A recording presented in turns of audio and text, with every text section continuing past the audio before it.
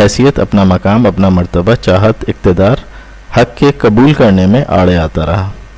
اگر عیسائی اور یہودی خواہش نفس کی پیروی کے بجائے حق قبول کر لیتے تو آج دنیا کی تاریخ سے مذہب کے نام پہ قتل و غارت گری کے تمام اوراق مٹے ہوئے ہوتے۔ اسی طرح کبھی حسد اور نفرت حق کی راہ میں حائل ہوتے ہیں، جیسے ابو لہب خواہ مخواہ میں اپنی بیوی کے ساتھ رسول اللہ صلی اللہ علیہ وآلہ وسلم کے پیچھے پڑا رہتا تھا، اور جیسے یہود کو گلا تھا کہ یہ پیغمبر بنی اسرائیل سے نہیں آئے لہٰذا ہم انہیں قبول نہیں کریں گے کیونکہ ہماری اجارہ داری ختم ہو جائے گی۔